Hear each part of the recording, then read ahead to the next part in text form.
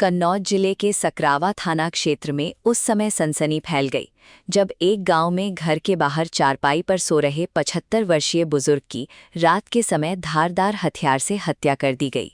सुबह जैसे ही परिजन उठे तो खून से लथपथ शव देखकर कोहराम मच गया। घटना की जानकारी मिलते ही पुलिस, फील्ड यूनिट और डॉग स्क्वाड मौके पर पहुंची और पूरे इलाके को घेरकर जांच शुरू कर दी गई। ये वारदात सकरावा थाना क्षेत्र के देवपुर गांव की है, जहां रहने वाले श्रीकृष्ण बाथम 75 रोज की तरह अपने घर के बाहर चारपाई पर सो रहे थे। बताया जा रहा है कि बीती रात किसी समय अज्ञात हमलावर ने उन पर धारदार हथियार से हमला कर उनकी हत्या कर दी और मौके से फरार हो गया। सुबह का मंजर बेहद भयावह था। मृतक के पौत्र रजनीश जब घर से बाहर निकले तो उन्होंने अपने बाबा को खून से सनी चारपाई पर पड़ा देखा। ये दृश्य देखकर वो जोर जोर से चीख पड़े। उनकी आवाज़ सुनकर आसपास के लोग मौके पर इकट्ठा हो गए। कुछ ही देर में पूरे गांव में अफरा तफरी और दहशत का माहौल फैल गया। घटना की सूचना तुरंत सकरावा थाना पुलिस को दी गई।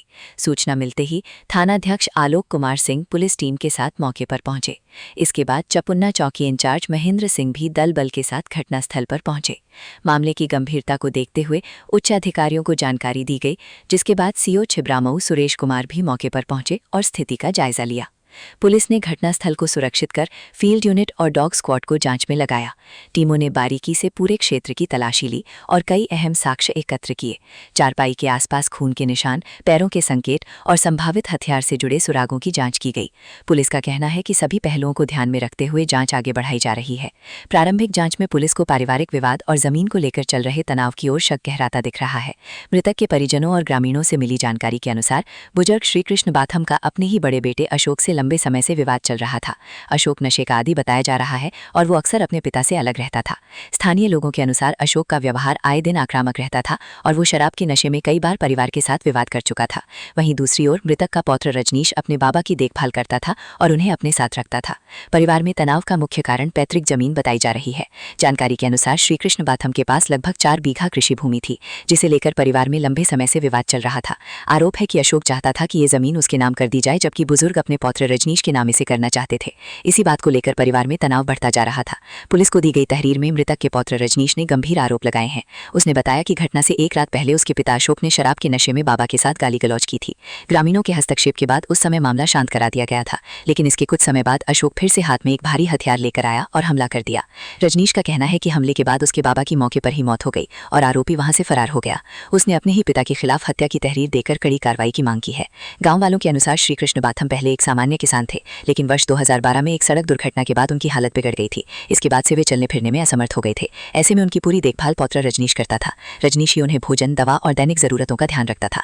वहीं दूसरी ओर बेटे अशोक ने कई वर्षों से पिता से दूरी बना ली थी और वो अपनी पत्नी के साथ अलग रह रहा था।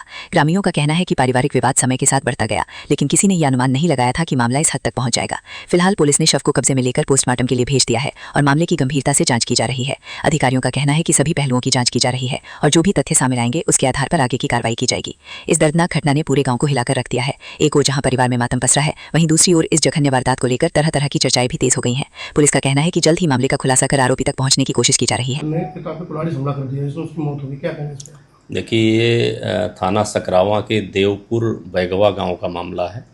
रात में एक श्रीकृष्ण बाथम है जिनकी उम्र लगभग 70 साल है।